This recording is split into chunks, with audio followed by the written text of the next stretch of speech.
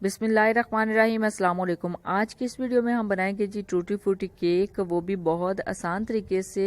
इसकी ख़ास बात यह है कि इसको हम without oven, without electric beater और विदाउट बटर के बनाएंगे।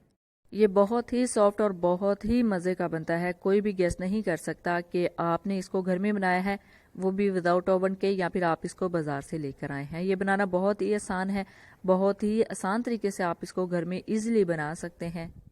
और इस तरह का यमी और परफेक्ट केक बनाने के लिए जो जो अज़ा आपको चाहिए, सबसे पहले आप वो नोट कर लें। इसको बनाने के लिए सबसे पहले हमने लिया है यहाँ पे 1 कप लेवल मैदा, इसको ऊपर से बराबर कर दिया है, इसको लेवल कहते हैं।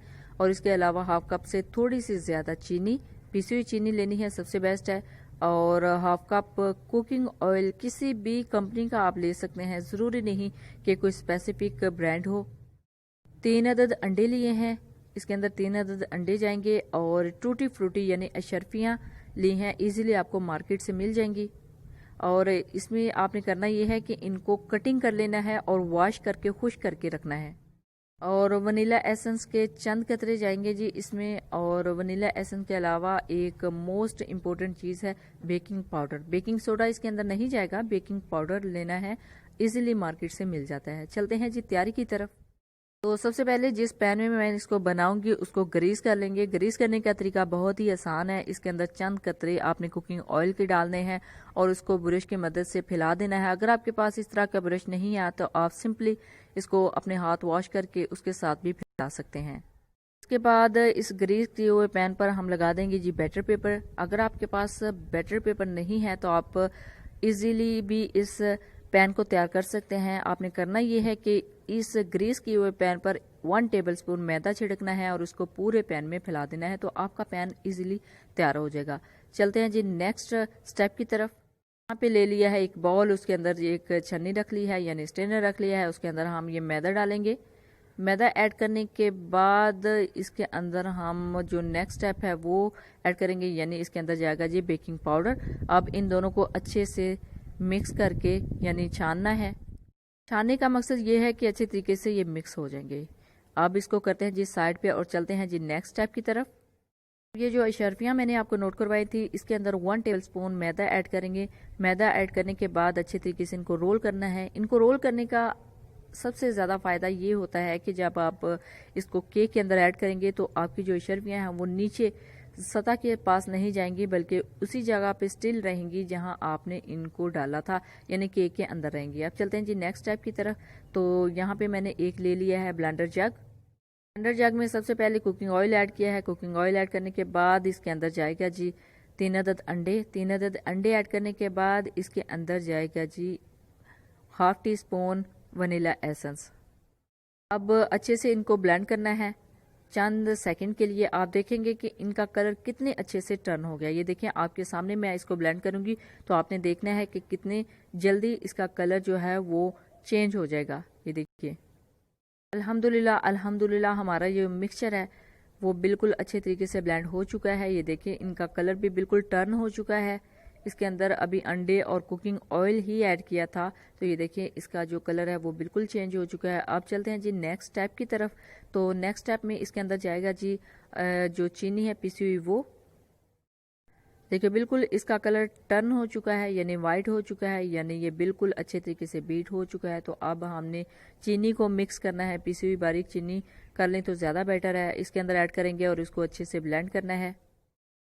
आपको ज़रूरत ही नहीं है कि आपके पास इलेक्ट्रिक बीटर हो तो आप केक बना सकते हैं। आप इजीली इलेक्ट्रिक ये जो ब्लेंडर जग है इसकी मदद से भी केक बना सकते हैं। आप चलते हैं जी नेक्स्ट स्टेप की तरफ। तो ये जो सारा मिक्सचर हमने बैटर तैयार किया है वो ऐड करेंगे मैदे और बेकिंग पाउडर के अंदर। यानी मैदे और जो बेकिंग पाउडर है उसको हमने छान के रखा हुआ था, मिक्स करके रखा हुआ था, ये सारा का सारा जग वाला बैटर इसके अंदर ऐड करेंगे और इसको अच्छे से मिक्स करेंगे। 1 से 2 मिनट में ही आपने अच्छे से इसको बीट करना है यानी फोल्ड करना है, तो आपका जो बैटर है वो अच्छे से रेडी हो जाएगा, बिल्कुल परफेक्ट। केक बनाना बहुत ही आसान है, बिल्कुल भी मुश्किल नहीं है। मैं जितने भी इससे पहले केक अपने चैनल पे अपलोड कर चुकी हूँ वो सेम इसी मेथड से थे, ताकि आप सबको अच्छे तरीके से इसका मेथड आ सके और इजीली आप केक बना सकें। चलिए जी हमारा जो मैदा है, जो मिक्सचर है वो अच्छे तरीके से बैटर तैयार हो चुका है। अब इसके अंदर जाएंगी जी टूटी फ्रूटी। टूटी फ्रूटी को ऐड करने के बाद इसको अच्छे से फोल्ड कर लेना है ताकि सारी टूटी फ्रूटी इसके अंदर अच्छे से मिक्स हो जाए। कुछ सेकंड लगेंगे इसको अच्छे से फोल्ड करने में। अच्छे से फोल्ड करने के बाद इसको डिमोल्ड करेंगे, यानी मोल्ड के अंदर इसको ट्रांसफ़र करेंगे इस सारे बैटर को। अल्हम्दुलिल्लाह सारा बैटर तैयार हो चुका है। तो अब इसको मोल्ड के अंदर डालते हैं जी।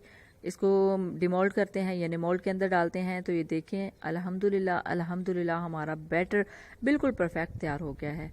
ये बनाना बहुत ही आसान था, आपको सारे स्टेप बता दिए हैं यहाँ तक आने के। ये देखें इसके अंदर हमने डाल दिया है। अब इसको जो नेक्स्ट स्टेप है वो बहुत ज़रूरी है, इसको आपने मिस नहीं करना, यानी इसको टैप करना है कि इसके अंदर जो एयर बबल्स हैं वो ना बन सकें। टैप करना बहुत ज़रूरी है, आपने ज़रूर टैप करना है। अब इसके ऊपर जो अशरफियाँ हैं वो भी थोड़ी सी स्प्रिंकल कर देंगे ताकि इसको और ज़्यादा कलरफुल करने के लिए। ये जो अशरफियाँ हैं इनको मैंने मैदे में रोल नहीं किया, इनको अलग कर लिया था ताकि इनका जो कलर है वो स्पेसिफिक आए। चलते हैं जी बेकिंग की तरफ। तो यहाँ पे मैंने एक पतीला लिया है, पतीले के अंदर एक स्टैंड रखा है, स्टैंड के ऊपर इस मोल्ड को रखेंगे। अगर आपके पास इस तरह का स्टैंड नहीं है तो आप सिंपली कोई भी स्टील की प्लेट लेके उसको उल्टा रखें, या फिर आप कोई भी स्टील का छोटा सा बाउल लेके उसको उल्टा रखें, उसके ऊपर इस मोल्ड को रखें। अल्हम्दुलिल्लाह 45 मिनट के बाद हम चेक कर रहे हैं, हमारा केक बिल्कुल परफेक्ट तैयार हो चुका है। चेक करने का तरीका यही है कि आप एक पिक इसके अंदर डालें और जब वो बाहर निकलेगी तो बिल्कुल खुश्क होगी, यानी उसके साथ मैदा नहीं लगा होगा। अल्हम्दुलिल्लाह अब हम इसको करते हैं जी डिश आउट।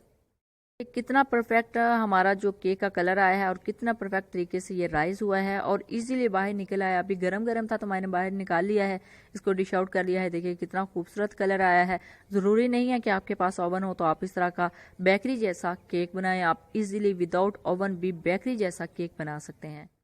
अब इसको करते हैं जी कटिंग, यानी इसको कट कैसे करना है बहुत आसान है। आपने एक तेज़ नाइफ लेनी है, यानी कोई शेफ नाइफ ले लेना। मैंने स्पेशली इसके लिए केक कटिंग के लिए अभी एक नाइफ मंगवाई है। इससे पहले मैंने जितने भी कटिंग किए हैं वो शेफ नाइफ से किए थे, लेकिन अभी केक कटिंग करने के लिए एक नाइफ स्पेशली ली थी। ये देखिए इजीली है, इसको बहुत आसान है, इसको कटिंग करना बहुत आसान तरीके से ये कटिंग हो जाता है। कुछ लोग समझते हैं कि केक को बेक करना घर में बहुत ही मुश्किल है, लेकिन आप ये देखें केक को बेक करना कितना आसान है और कितने आसानी के साथ आप इसको बेक कर सकते हैं। अल्हम्दुलिल्लाह हमारा केक बहुत अच्छे तरीके से बना है। ये देखिए इसके अंदर किस तरह की जाली बनी है, बिल्कुल भी कोई भी गेस नहीं कर सकता कि आप इसको घर में बनाया है या फिर आप मार्केट से लेके आए हैं। ज़रूरी नहीं है कि आपके पास ओवन हो और ऊपर से कलर आए। ये देखिए विदाउट ओवन भी यानी पतीले के अंदर बनाया है, कितना अच्छा ऊपर से कलर आया है। अब इसको करते हैं जी थोड़ा सा और डिश आउट, यानी इसको सर्व किस तरह करना है। इस तरह आप इसको ईजिली सर्व कर सकते हैं और सर्व करने के बाद आप इसको एंजॉय कर सकते हैं। अल्हम्दुलिल्लाह बहुत मज़े का हमारा केक तैयार हुआ है और बहुत ही अच्छा बेक हुआ है। जब भी बनाए अपना फीडबैक ज़रूर दीजिएगा, दुआओं में ज़रूर याद रखिएगा। अल्लाह हाफिज़, थैंक्स फॉर वॉचिंग।